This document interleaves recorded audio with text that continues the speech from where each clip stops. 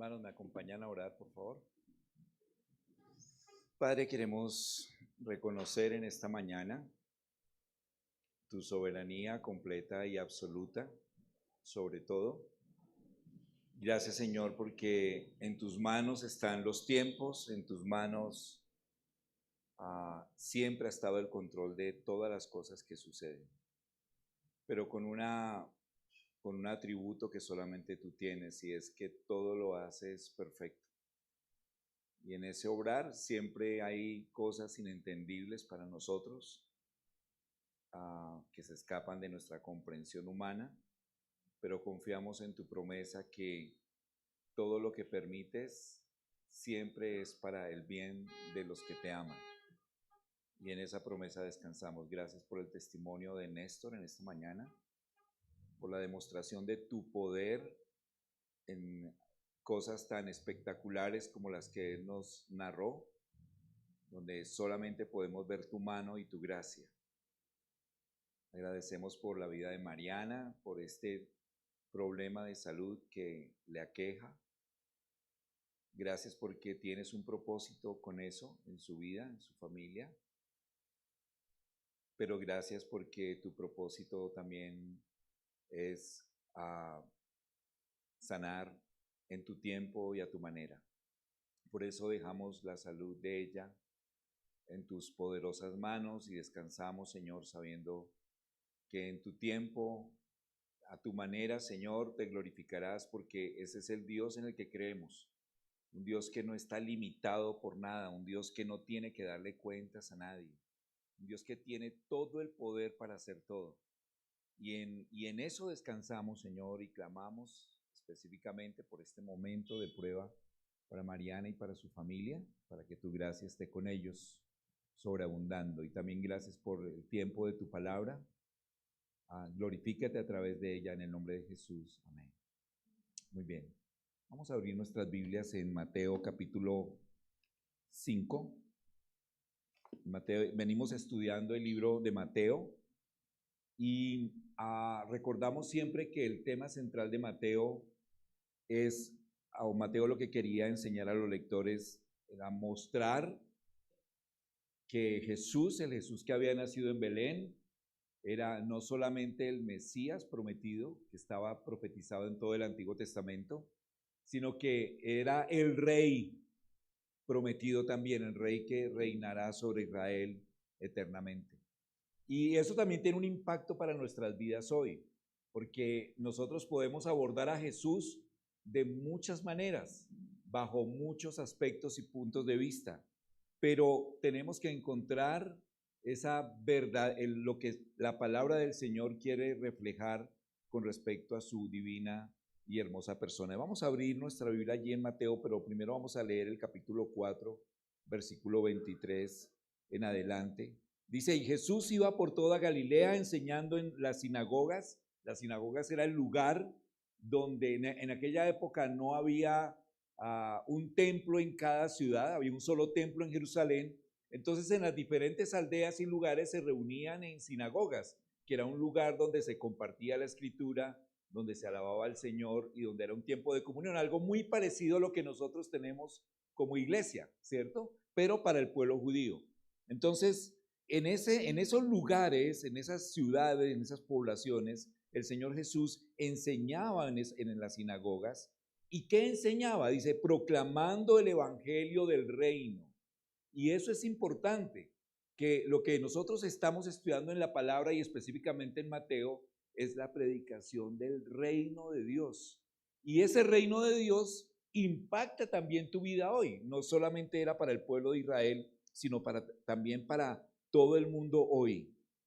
Y dice también, y sanando toda enfermedad. Qué pertinente, ¿no? Qué pertinente. El Señor Jesús sanaba cuando estuvo aquí en la tierra toda enfermedad. Y como nos lo comentaba Néstor, Él sana hoy, todavía, poderosamente. Amén. Y Él seguirá sanando y seguirá obrando, porque ese es Jesús, el Rey, el único capaz de hacer eso. Y dice, versículo 24, y se extendió su fama por toda Siria y le traían a él todos los que estaban enfermos, afectados con diversas enfermedades y dolores, los endemoniados, epilépticos, paralíticos, y él los sanaba. Fíjense que no había una restricción de parte de Jesús. Los enfermos que le traían a él los sanaba.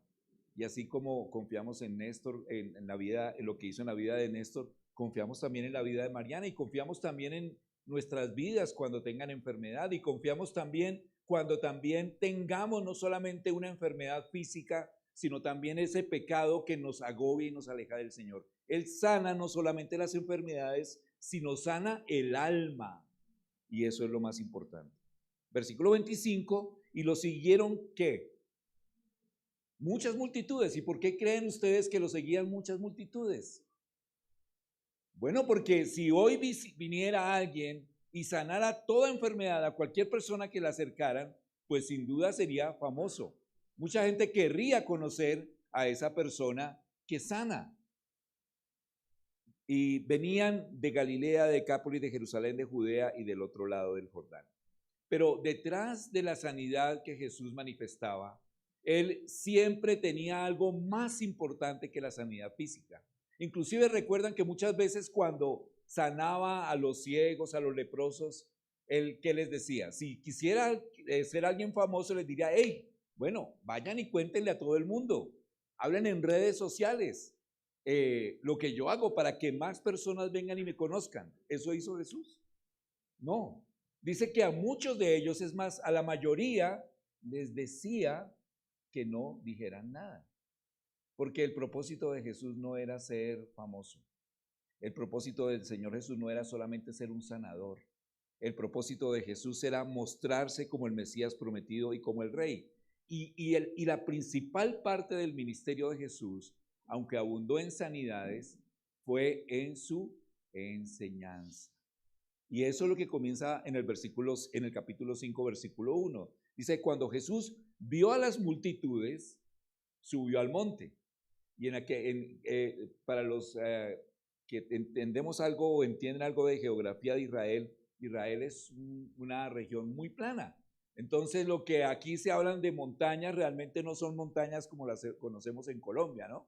Como el Nevado del Ruiz y algo así. Eran lomas pequeñas, ni siquiera como la que vemos acá en Suba. Eran simplemente algunas elevaciones que aparecían en el terreno y eran pequeñas colinas, pero ellos lo denominaban montes. Entonces, cuando el Señor Jesús vio mucha gente, ¿qué es lo primero que hace alguien cuando quiere hablar a una gran multitud? Encontrar un lugar alto. ¿Para qué? Para que lo vean, no solamente para que lo vean, principalmente para que su voz se pudiera esparcir sin problema, porque en aquella época no había micrófonos. Siempre he dicho que el Señor Jesús debió ser un hombre cuando estuvo aquí en la tierra y escucharemos su voz algún día con una voz poderosa que hablaba y las multitudes le escuchaban. Y subió al monte y después de sentarse, sus discípulos se acercaron a él y abriendo su boca les enseñaba diciendo. Entonces, esa actitud de sentarse era una actitud que tomaban los rabinos. Los rabinos eran los grandes maestros de Israel. Y cuando un maestro estaba de pie, él podía anunciar muchas verdades, pero cuando quería decir algo muy importante, se sentaba. Muy contrario a lo que hacemos nosotros hoy en día, ¿no? Cuando queremos decir algo importante, nos ponemos en pie. En aquella época la costumbre del rabino era sentarse. Entonces, cuando se sentó, quería decir que iba a hablar con autoridad. Y comenzó la primera enseñanza que registra los evangelios del Señor Jesús. Porque fíjense que mencionaba en los versículos anteriores que el Señor Jesús enseñaba en las sinagogas, pero no nos dice qué enseñaba. Pero aquí en el capítulo 5, comenzando el capítulo 5, Mateo sí empieza a mencionar cuáles eran las enseñanzas de Jesús. Cuando nosotros miramos el Antiguo Testamento termina con el profeta Malaquías. Y los últimos versículos, puedes devolverte allí al Antiguo Testamento y ver el final, lo vemos allí unas páginas anteriores, en Malaquías capítulo 4, versículo 5, por ejemplo, dice, yo les envío al profeta Elías antes que venga el día del Señor, día grande y terrible. Y era volver el corazón de los padres hacia los hijos y el corazón de los hijos hacia los padres, no sea que yo venga y hiera la tierra con maldición. Entonces, el Antiguo Testamento termina con una maldición. Si no obedecen mi palabra, heriré la tierra con maldición. Pero Mateo comienza con algo muy diferente, hablando de la enseñanza del Señor Jesús. Capítulo 5, versículo 3. Bienaventurados. Y ese va a ser el tema de hoy. Creo que todos, de una u otra manera, hemos escuchado las bienaventuranzas, ¿no? Aún en la misa, en la escuela, en el colegio, se nos daba la enseñanza de las bienaventuranzas del Señor Jesús. Y a ese conjunto de enseñanza de las bienaventuranzas es el comienzo de un gran sermón que el Señor Jesús enseñó allí en este lugar. Y esta enseñanza, este bloque de enseñanza del Señor se conoce como el Sermón del Monte. Entonces, todo lo que es Mateo capítulo 5, Mateo capítulo 6 y Mateo capítulo 7 hacen parte del Sermón del Monte. Es decir, que allí en esa colina el Señor Jesús enseñó muchas cosas. Ahorita vamos a hablar de eso. Pero la primera de esas cosas que enseñó fueron lo que nosotros conocemos como las bienaventuranzas. ¿Y cómo comienza cada bienaventuranza? ¿Recuerdan? ¿Cómo? Bienaventurados. Entonces, en el Antiguo Testamento, lo que el Antiguo Testamento nos demuestra es que el hombre necesita salvación. Y en el Nuevo Testamento, la Biblia nos muestra al Salvador. En el Sermón del Monte, Dios nos muestra la incapacidad que tenemos como hombres para ganar la justicia por nuestro propio esfuerzo y que es necesario que Dios haga algo en mi interior para que yo pueda obedecerle. Y esa es la verdad del evangelio. El poder obedecerle a Dios no está en ninguno de nosotros, no tenemos la capacidad. Dios necesita hacer algo en nuestro interior para que podamos obedecerle y para que podamos ser fieles a Él.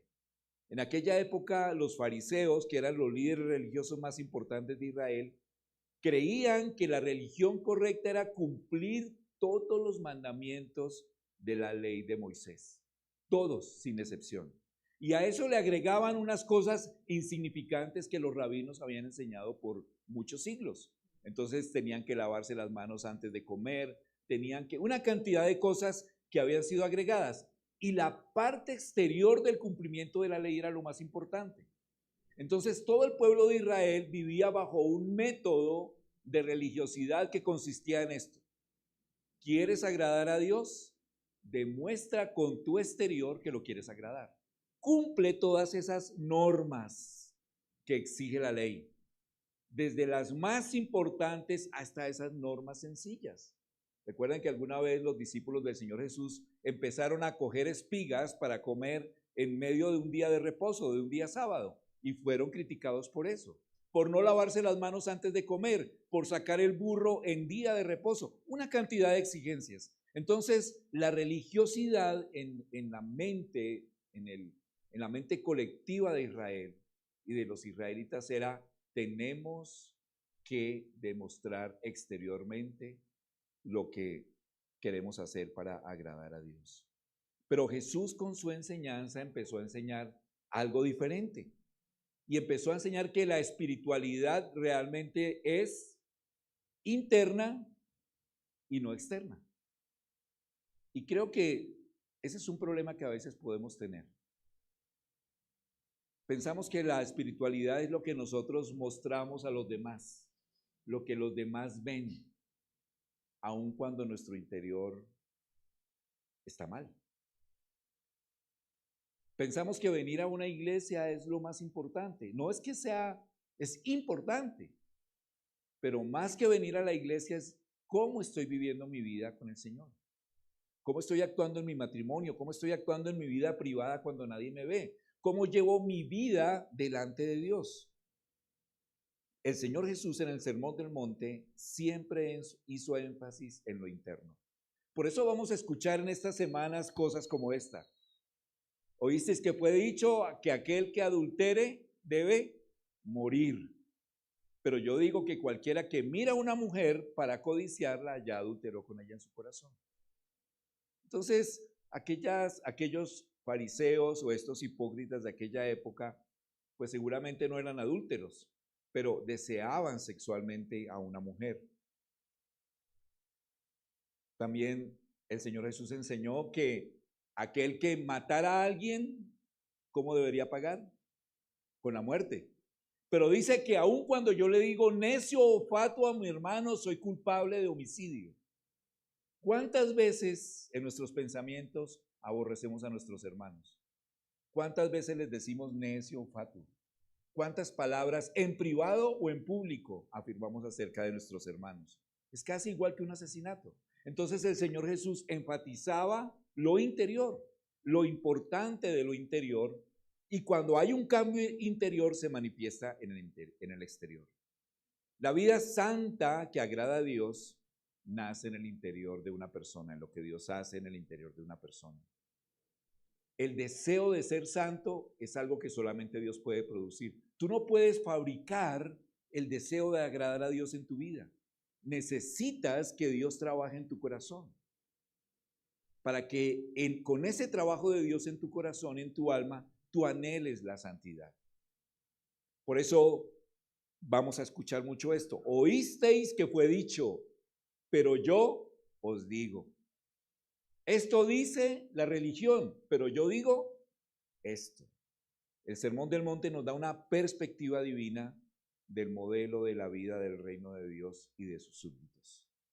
Y en el versículo 1 dice que muchas multitudes se le acercaban a él, grandes multitudes. Y hermanos e invitados, este sermón está diseñado para confrontar a la humanidad con su desesperada condición de pecaminosidad. Dios confronta nuestro pecado en este sermón. Y esta palabra que comienza allí como bienaventurados, estas frases, este sermón que comienza allí con la palabra bienaventurados, es muy importante entenderla, porque la palabra, y para entenderla, lo primero que tenemos que reconocer es qué significa la palabra bienaventurados. ¿Qué significa bienaventurados? ¿Qué conocemos nosotros de lo que puede significar bienaventurados? Dichoso, feliz.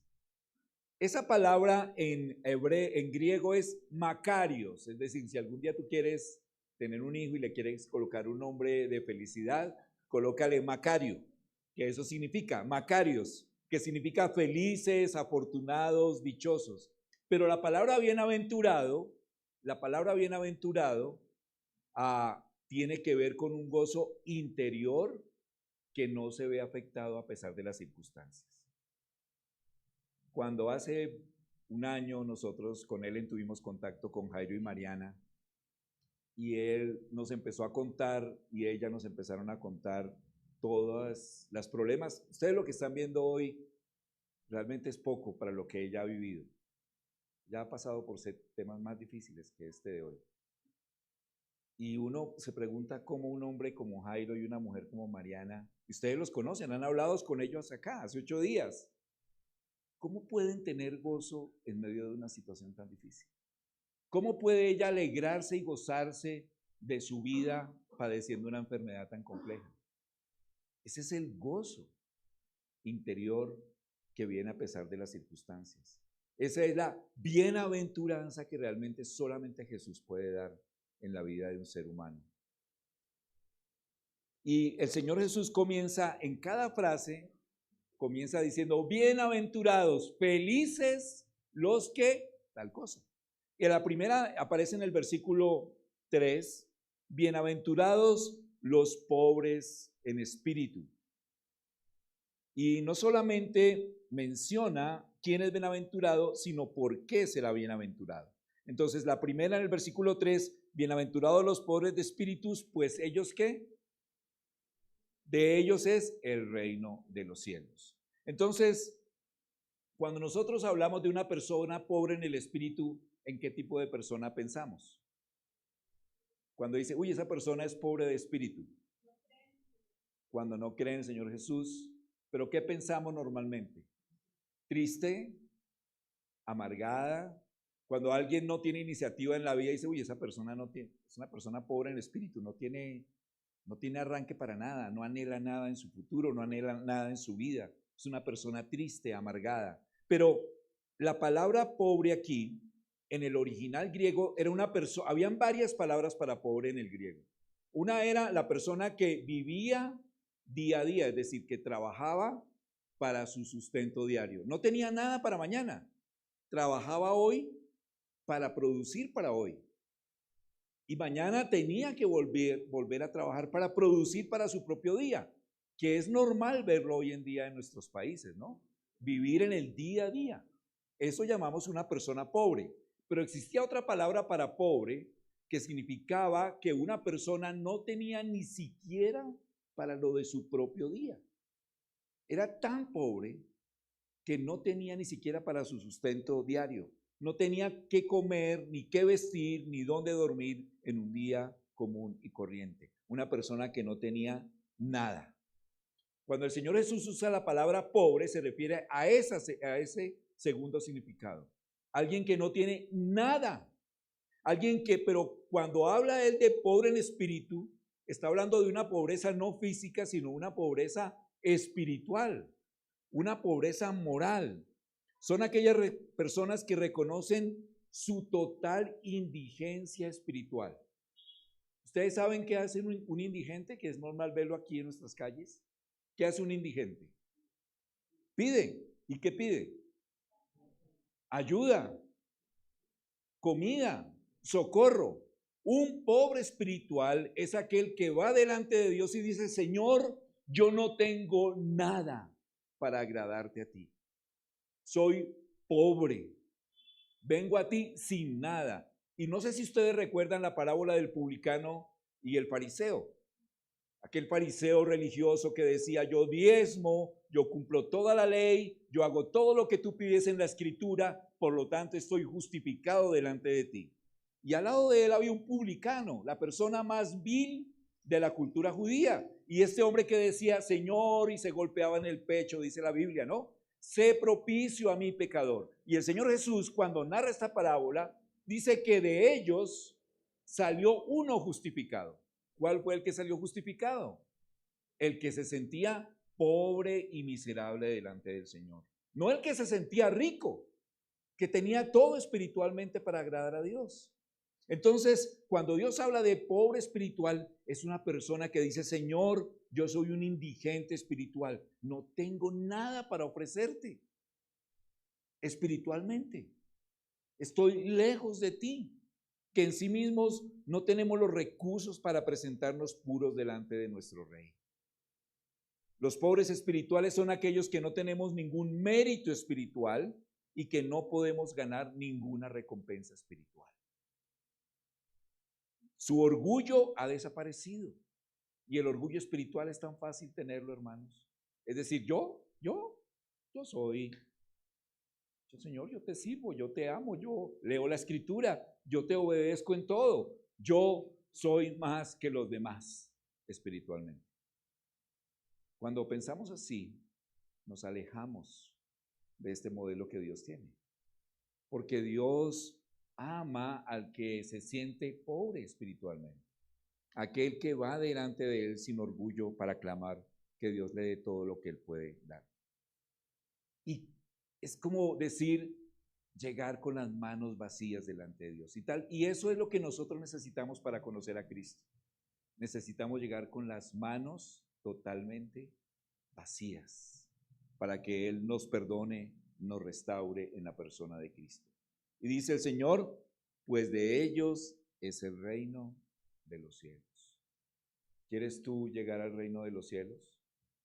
Tienes que reconocer esa pobreza espiritual, tienes que llegar delante de Dios y decir, Señor, no tengo nada, pero quiero que tú me des todo lo que tú tienes, porque no puedo hacer nada por mí mismo delante de ti.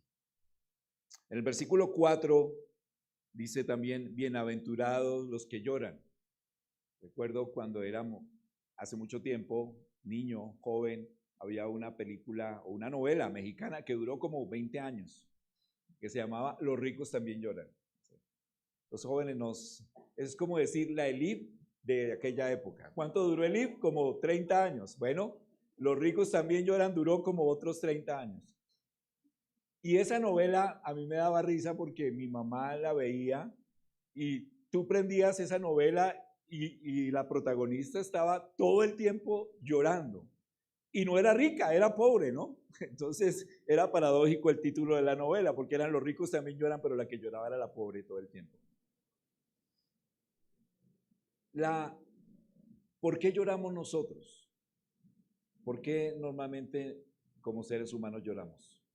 ¿Cuándo lloramos? Cuando estamos afligidos, cuando sufrimos. Existen muchos motivos de dolor en este mundo, en un mundo caído, ¿no? Llorar por lo que otros nos hacen.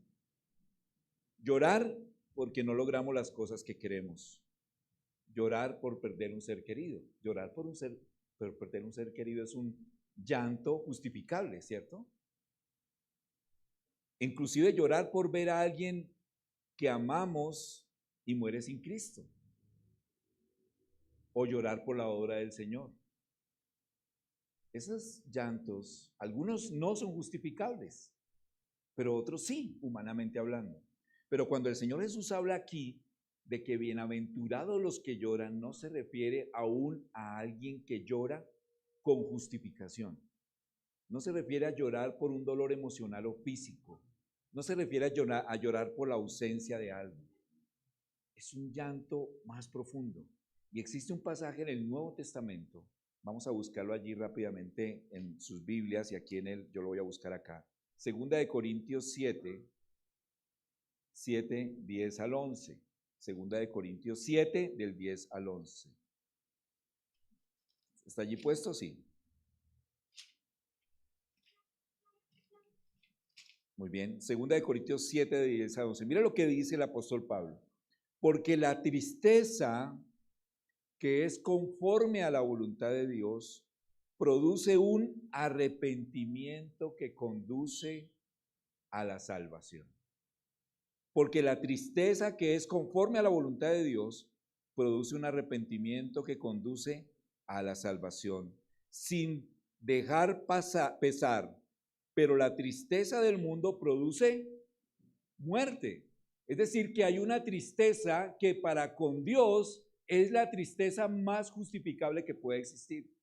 ¿Y cuál es esa tristeza? La tristeza por nuestro pecado. Porque cuando nos sentimos tristes por lo que hacemos, por nuestro pecado que nos aleja de Dios, dice el apóstol Pablo que esa tristeza produce salvación. Nuevamente, ¿no? Me siento como la persona pobre, es igual. Me siento tan triste por mi pecado que me aleja de Dios, y esa tristeza por mi pecado produce salvación. Versículo 11. Porque miren, ¿qué solicitud ha producido esto en ustedes? Esta tristeza piadosa, qué vindicación de ustedes mismos, qué indignación, qué temor, qué gran afecto, qué celo, qué castigo del mal. En todo han demostrado ser inocentes en el asunto. Entonces, la tristeza a la que se refiere el Señor Jesús aquí es una tristeza por el pecado. ¿Cómo está tu vida delante de Dios? ¿Qué pasa cuando tú desobedeces un mandato del Señor? Cuando tú haces todo aquello que es contrario al Señor, ¿cómo está tu corazón? Porque si tu corazón está, bueno, sí Señor, fallé, o lo que tengamos que hacer, o Señor, perdóname Pero si no hay una tristeza en nuestro corazón, si no hay un dolor, no por las consecuencias del pecado, que ese es otro problema, ¿no? Una chica que queda embarazada sin quererlo, pues puede tener un arrepentimiento, pero por las consecuencias que trae su pecado. Un hombre que es infiel puede tener una aparente dolor por su pecado, pero porque fue descubierto por su infidelidad y las consecuencias. Pero un dolor por pecado es un dolor por haber transgredido la ley del Señor. Es un dolor por el Dios mismo, santo que es. y un dolor que nos produce haberle fallado a Él. Y dice la Escritura que ese dolor trae salvación, porque a través de ese dolor necesitamos, lo reconocemos que necesitamos a alguien que nos salve de ese pecado. Entonces allí Jesús estaba poniendo al revés los principios del mundo. Por allá en otro pasaje en Lucas 6:25, leamos Lucas 6:25 rapidito, por favor. Voy a estar usando la Biblia. Lucas 6:25 dice, al final del versículo 25, hay de ustedes los que ahora ¿qué? Ríen, porque se lamentarán y llorarán. Fíjense, aquí dice, bienaventurados los que lloran. Y aquí en Lucas dice, hay de ustedes los que ríen. ¿Por qué qué? Porque se lamentarán y llorarán. Es como el Señor está enseñando la inversa de los valores del mundo, ¿no? Estar triste por nuestro pecado es de bendición para nosotros. Pero reírnos y gozarnos en una vida de disolución traerá lamento y lloro. ¿Cómo está tu vida? Y si tal vez tu pecado para ti no es significante hoy, pídele a Dios que te duela, pídele a Dios que haya lloro en tu corazón por ese pecado para que seas bienaventurado. Y el versículo 5 dice, bienaventurados, pero el 4, los que lloran porque ellos ¿qué? ¿Serán qué? Consolados. Es decir, que Dios promete una consolación a aquel que dice, Señor, lloro por mi pecado, lloro porque te estoy desobedeciendo. Esa palabra consolados es la misma palabra de la que viene, o la palabra original es parakaleo, de la cual viene paracleto cuando se habla del Espíritu Santo como otro consolador. Cuando el Señor subió a los cielos nos prometió un paracleto, un consolador, que es el Espíritu Santo. Esa misma palabra es la que aparece acá, o la raíz de esa misma palabra. Somos consolados por Dios a través del Espíritu Santo. Él nos consuela por llorar por nuestro pecado. Y esta tiene que ver mucho con la que sigue. Bienaventurados los humildes. Cuando hablamos de humildad o de una persona humilde, ¿qué viene a nuestra mente? Una persona humilde. Normalmente. Entonces, a ver esa persona tan humilde. ¿En qué pensamos? ¿Qué viene a nuestra mente? Porque aquí dice bienaventurados los humildes. Pensamos en alguien pobre, ¿no? Alguien sencillo. Y eso quiere decir que toda persona humilde que vive en un barrio humilde, en una casa humilde, que tiene una cama humilde, tendrá esta bendición, será bienaventurado. Entonces, ¿a qué se referirá el Señor con los humildes? Fíjense que Él está hablando siempre de nuestro interior, no de nuestro exterior. La palabra humilde en otras traducciones dice mansos. ¿A quién le gusta ser manso? Levante la mano a quien le gusta ser manso. No nos gusta. No está en nosotros. ¿Manso? Oigan a mi papá, como dicen en Medellín. Oigan a mi papá, manso. Oigan. No. Y puede que no lo digamos con esas palabras, pero no nos gusta que nadie nos pisotee, no nos gusta que nadie nos lleve la contraria, no nos gusta cuando otros se oponen a mis ideas, no nos gusta cuando pasa algo, ¿no? No nos gusta cuando nos cierran en la carretera, no nos gusta cuando alguien me reclama, no nos gusta cuando alguien se pasa en una fila, no nos gusta cuando alguien dice algo de mí, no nos gusta nada. Ser manso no es fácil, no es natural para el hombre ni para la mujer. Normalmente nos queremos defender. La palabra aquí es mansos, que en el griego es praos, y miren lo que significa esta palabra. Algo que es suave o blando, como un peluchito. Ese es el sentido, suave o blando. Y se usaba para referirse a un medicamento relajante. ¿Alguien ha tenido un dolor en un músculo y le han aplicado un medicamento para relajarlo o le han aplicado una inyección? ¿Qué produce esa crema cuando es aplicada en un músculo adolorido? Calma, ¿no? Tranquilidad al músculo. También una brisa ligera, ¿sí? Entonces, cuando el Señor habla de mansos, de humildes, está hablando de alguien que tiene un espíritu, ojo a esto, apacible, ¿Eres apacible? ¿Dócil? ¿Sumiso? Nos gusta mucho. ¿Tranquilo? ¿Misericordioso? Cuando el Señor Jesús entró como rey a Jerusalén, lo vamos a estudiar más adelante, no entró en una carroza real, no entró sobre los hombros de sus discípulos, no entró con una corona puesta sobre su sien, entró encima de un burrito, montado en un burrito. Eso no tenía nada de dignidad. Un rey entraba sobre un caballo brioso, grande, elegante. Pero lo interesante es que en Apocalipsis dice que cuando Él venga por segunda vez, sí vendrá en ese caballo. Pero cuando vino por primera vez y entró a Jerusalén, entró montado en un burro. Eso hablaba de su espíritu humilde y manso. Jesús usa las mismas palabras allá en el Salmos 37:11, si lo pueden poner allí, Salmo 37:11.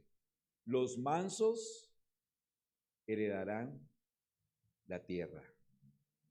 Los mansos heredarán la tierra. ¿Cómo eres tú? ¿Tienes un espíritu humilde? Porque lo que el Señor dice es que bien felices, dichosos los que son humildes, porque ellos heredarán la tierra. Y allí tenemos mucho que trabajar en nuestro carácter, ¿no? De humildad. Versículo 6. Tenemos que ir rápido, porque arrancamos tarde y no quiero que nos demoremos mucho. Versículo 6. Dice, bienaventurados los que tienen hambre y sed de justicia.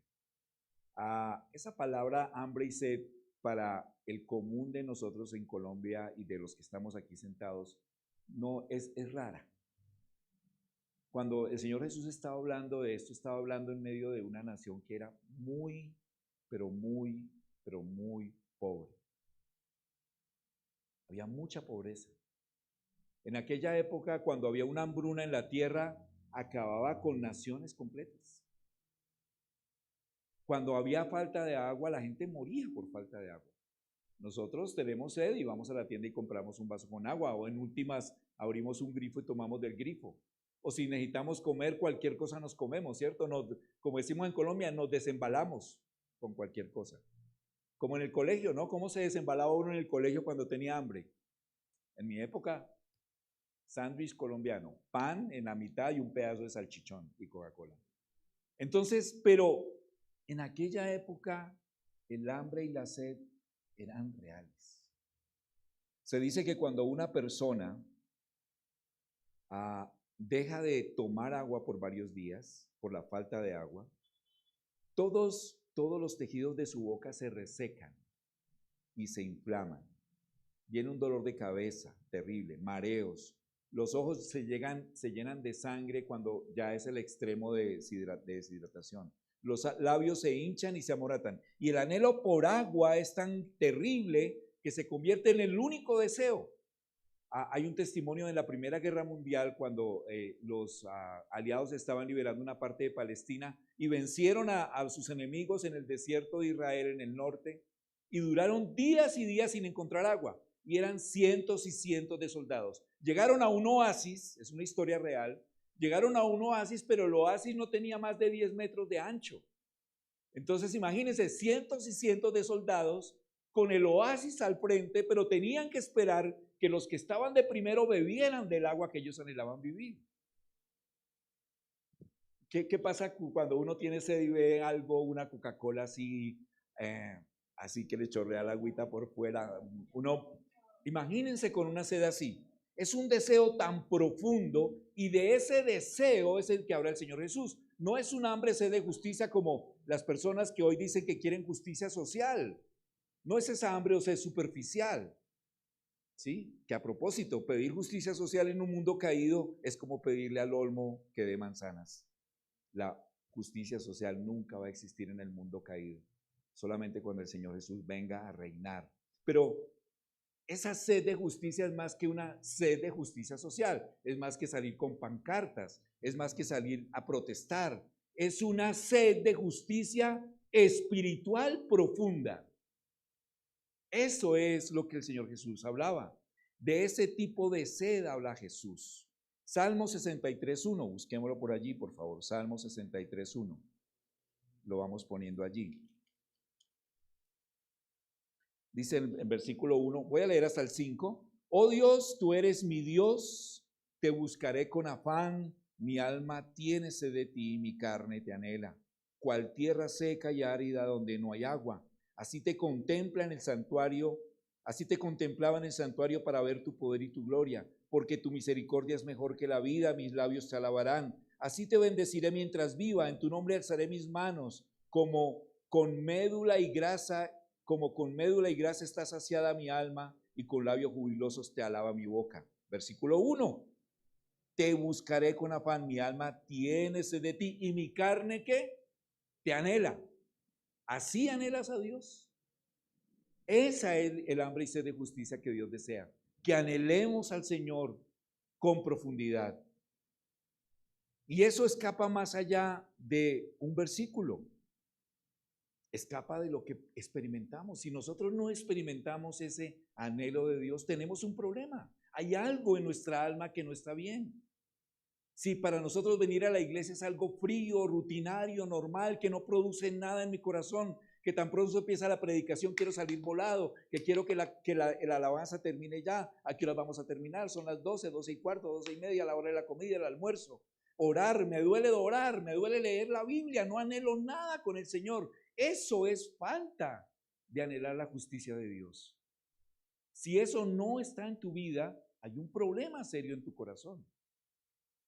El anhelar la justicia de Dios como un deseo de saciar una sed profunda que está en nuestra vida. Y la promesa del Señor es que los que tienen ese hambre y sed de justicia serán ¿qué? Saciados. Hermanos, ¿nos recuerdan también lo del siervo? ¿Cuál es el salmo más famoso que tiene que ver con un siervo? ¿Cómo? Como el siervo brama por las corrientes de las aguas. Y no habla de un siervo que está por ahí distraído, lleno de ríos por todo lado. No, un siervo que no encuentra agua durante días, que brama por encontrar el agua. Y dice, así clama por ti, oh Dios, el alma mía. Esa es la sed de justicia que debemos tener. Si no tienes esa sed, pídele a Dios que te la dé. Y aquí nuestra parte es buscar. ¿Qué nos corresponde a nosotros? Buscar ser saciados. ¿Y cuál es la parte de Dios? Saciar. Por eso dice, los que tienen hambre y sed de esa justicia serán saciados. Y voy a ir súper rápido, versículo 7. Bienaventurados los misericordiosos. ¿Quién es una persona misericordiosa? ¿Quién? En lo normal. ¿Quién es una persona misericordiosa? Los que, ¿qué más necesitan? Los que sienten compasión, los que se duelen por otros, ¿cierto? Y el mundo a veces tiene principios cerrados, ¿no? Encontramos estos grandes artistas, deportistas que tienen fundaciones y se graban llevando a comida y alimentos y una fundación para educar niños. No está mal, pero en últimas, si eso trae un propósito de ser beneficiado en la excepción de impuestos, en fama, ¿tiene algún valor esa misericordia? ¿Tiene algún valor esa gracia? No. Entonces, la palabra misericordia, mírenlo, esto encontré algo súper chévere. La palabra griega es elemun, con doble E, elemun. Y de ahí viene la palabra limosnero. Interesante. Limosnero. Que significa también beneficencia o caridad.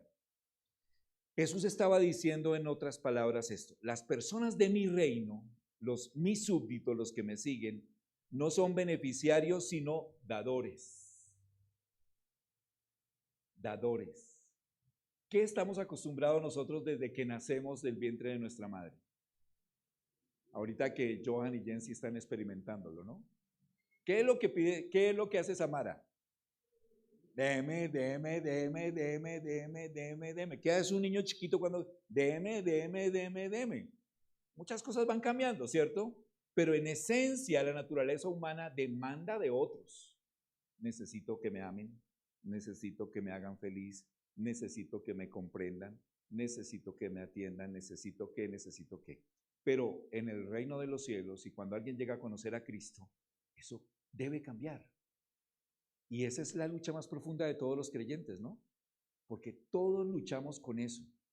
Todos luchamos con nuestra propia necesidad de ser satisfechos nosotros mismos. Y soy el primero en eso, todos sin excepción. Pero el Señor demanda de sus hijos dar. ¿Estás cansado? Da. ¿Estás agobiado? ¿Estás triste? Lleva felicidad a otros. ¿Estás sufriendo? Lleva ánimo a otros. ¿Estás adolorido? Lleva sanidad a otros. ¿No es así, hermanos? Es impresionante. Entonces, no egoístas, orgullosos de nosotros mismos, no santurrones. ¿Qué es un santurrón? Esa palabra la hemos escuchado, ¿no? ¿Qué es un santurrón? ¿Han escuchado eso? ¿Cómo? Que se hace el bueno, pero en el fondo no lo es tanto. No ayudar al menos que haya algo para que ellos reciban como beneficio por esa ayuda. Pero aquí hay algo muy chévere. La misericordia, aunque está aliada al perdón, va más allá del perdón. Vamos a abrir nuestra Biblia en Lamentaciones 3:22, rápido, Antiguo Testamento. Un día estamos animándonos a que quitemos esos versículos de la pantalla para que busquemos rápido en la Biblia. Lamentaciones 3:22. Lamentaciones 3:22 dice que las misericordias del Señor jamás terminan, pues nunca fallan sus bondades. Y 23, son nuevas cada mañana, grande es tu fidelidad. La misericordia del Señor no se quedó en el perdón. No dijo, bueno, John, te perdono. Y ya. No, la misericordia de Dios no solamente nos perdona, sino que va más allá. Nos bendice, nos guía, nos acompaña en el sufrimiento, nos da valor, nos da fortaleza, nos da sabiduría, nos da provisión, nos da alguien para casarnos, nos da alguien para disfrutar la vida, nos da hijos. Esa es la misericordia del Señor que va más allá del perdón.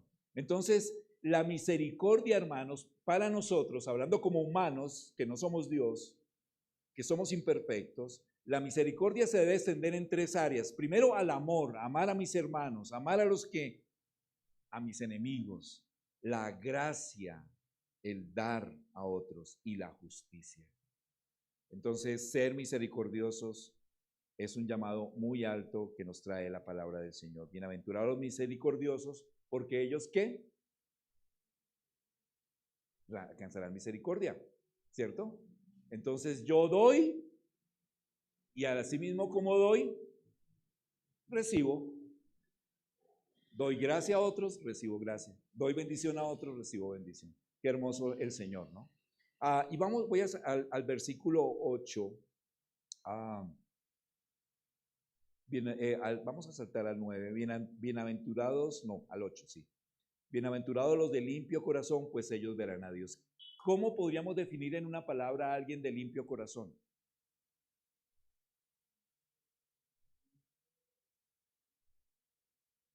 ¿Ok? Que su pensamiento es entronado a las cosas del Señor. Podríamos definirlo como alguien santo, ¿no? Alguien de un corazón puro es santo.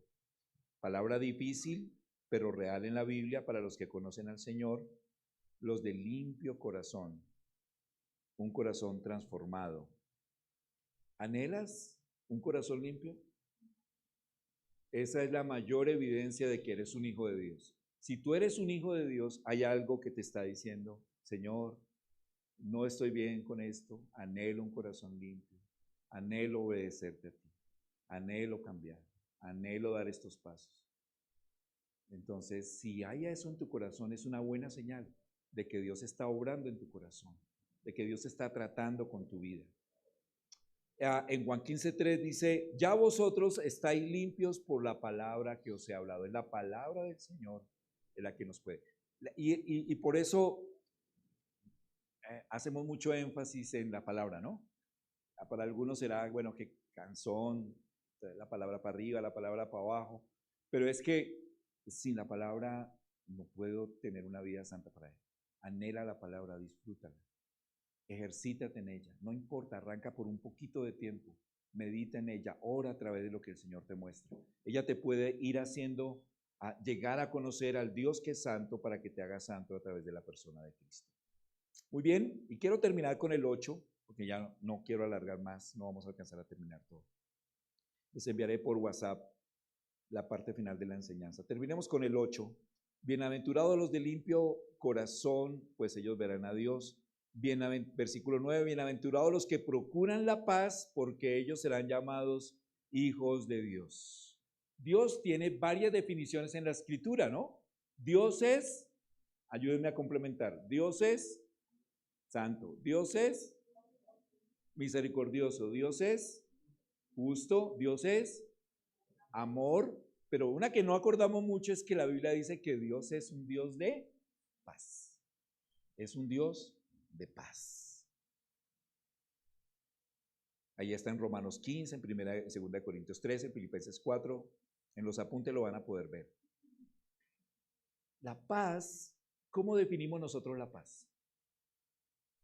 Oye, en el mundo, tranquilidad, libre de guerras, ¿cierto? Entonces hay la paz en el Medio Oriente es que no se agarren esos que están allá, ¿no? La paz en Colombia es que la guerrilla, toda la historia.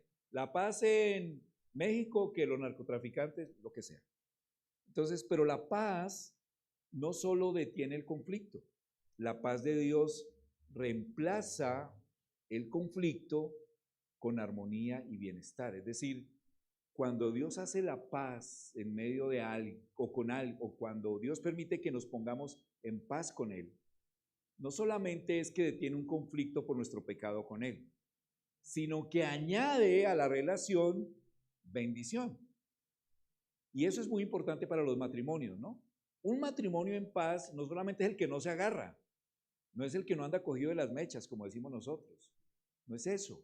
Un matrimonio en paz o una relación de noviazgo en paz es aquella que viene añadida a cosas buenas, a amor, respeto, misericordia, unión, ¿cierto? Armonía.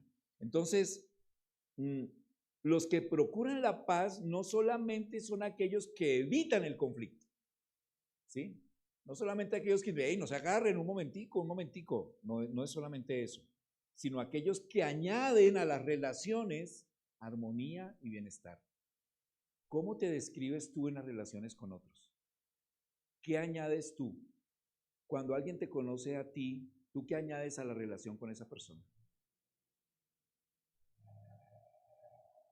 ¿Hemos pensado en eso? Tu presencia en la vida de otras personas, ¿qué añade? ¿Conflicto, desazón o armonía? Esa es un pacificador. Aquel que no solamente pone en paz a alguien para que no se agarren, sino que trae bendición en sus relaciones. Dios, y con esto termino, Dios es el hacedor de paz, Él es el Dios de paz. Pero nosotros somos los transmisores o mensajeros de esa paz. Es nuestra responsabilidad. Por eso dice el Señor Jesús, bienaventurados los que procuran la paz, porque ellos ¿qué? Serán llamados hijos de Dios. Un hijo de Dios lleva paz. Un hijo de Dios reconcilia a otros con Cristo. Vamos a terminar ahí, porque se nos alarga más. Comenzamos el Sermón del Monte con las bienaventuranzas. Lo que viene después es espectacular.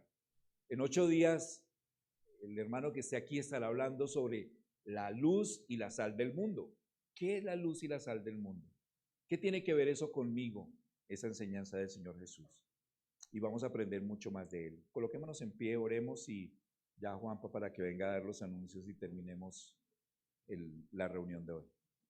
Padre, damos gracias por tu palabra y bendícela. Nuevamente clamamos por Mariana, Señor, por Jairo, por esta familia tan preciosa. Derrama toda bendición en ellos, Señor. Que tu misericordia y tu gracia sobreabunde en el cuerpo de Mariana, Señor. Que ellos puedan crecer y ser fortalecidos con esa fortaleza que solo tú puedes dar. Gracias, Señor, porque al verlos en medio de nosotros, recordamos que no somos el centro. Recordamos que hay hermanos que sufren, que hay hermanos que padecen, que hay hermanos que necesitan oración, que tal vez somos más bendecidos de lo que creemos que somos bendecidos. Señor, bendice este hogar, bendice todos los hogares de la iglesia, Señor. Gracias porque hoy hemos aprendido verdades importantes, pero la más importante, Señor, es la necesidad que tenemos de ser humildes espiritualmente delante de ti. Que reconozcamos que somos pobres, que no tenemos nada para llevar delante de ti, que necesitamos la salvación en Cristo para reconciliarnos contigo. Padre, que nuestra vida sea expuesta de una manera diferente a través de las enseñanzas que tendremos en estos domingos. Bendice nuestro regreso a casa, Señor. Bendice nuestras vidas en el nombre de Jesús. Amén.